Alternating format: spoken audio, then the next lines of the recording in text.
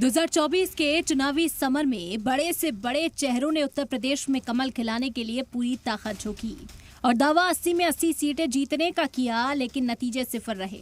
सिर्फ 33 सीटों पर सिमटी बीजेपी को इत्तेहाद के सहारे सरकार बनाने और चलाने पर मजबूर कर दिया। बीजेपी को यूपी में सबसे ज्यादा नुकसान अवध इलाके में हुआ, जहां से राम मंदिर बनने के बाद बीजेपी को सबसे ज्यादा उम्मीदें थीं। मगर ऐसा लगता है कि राम ने भी बीजेपी का बेड़ा पार नहीं किया।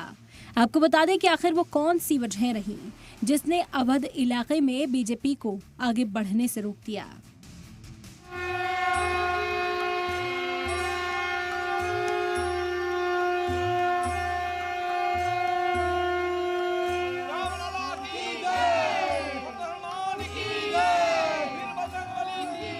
रामनगरी अयोध्या की ये तस्वीरें महज 4 महीने पहले जनवरी की हैं, जब राम मंदिर प्राण प्रतिष्ठा के मौके पर पूरा अवध इलाका राम नाम से गूंज रहा था। 4 महीने के बाद जब लोकसभा चुनाव हुए तो बीजेपी ने अपनी चुनावी मुहिम में राम मंदिर का मुद्दा सबसे ऊपर रखा। मगर जब चुनावी नतीजे आए तो बीजेपी को इस अवध में ही जबरदस्त हार का सामना करना पड़ा। आपको बता दें कि अवध इलाके में कुल 20 लोकसभा सीटें हैं, जिनमें से 24 के चुनाव में बीजेपी को सिर्फ 8 मिली हैं, जबकि 2019 में 17 सीटों पर बीजेपी का कब्जा था। यहां तक कि 2014 में भी बीजेपी को अवध इलाके की 17 सीटें हासिल हुई थी।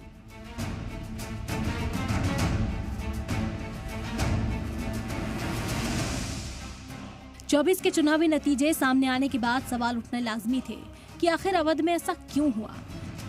राम के नाम पर दहाइयों से सियासत करने वाली बीजेपी का इस बार रामनगरी में ही बेड़ा पार क्यों नहीं हुआ।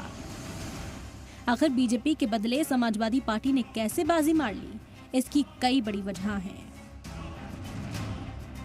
बीजेपी एमपी लल्लू सिंह का आइन बदलने वाले बयान से सी और ओबीसी वोट दूर हुए। एसपी के फैजाबाद उम्मीदवार अवधेश प्रसाद की वजह से एक मुश्त 3.5 लाख पासी वोट घटे। समाजवादी पार्टी का मूल वोट यादव और मुस्लिम मुत्तहिद हो गया। अयोध्या का मौर्य, निषाद, कुर्मी और कोरी वोट भी एसपी को मिला। रदौली असेंबली का 100% यादव वोट एसपी के खाते में गया। बाराबंकी जिले की दरियाबाद असेंबली में भी एसपी ने बढ़त रखी। दरियाबाद के कुर्मी, पासी और कोरी वोटर भी एसपी के साथ चले गए, जबकि बीकापुर असेंबली सीट पर भी एसपी को जबरदस्त लीड मिली। हालांकि बीजेपी के शहरी इलाके और ब्राह्मण बनिया वोटर बीजेपी के साथ रहा, जिसकी वजह से अयोध्या असेंबली में बीजेपी को जीत दर्ज करने में कामयाबी मिली। मगर सिर्फ अयोध्या असेंबली से बात नहीं बनी और बीजेपी को भारी नुकसान झेलना पड़ा।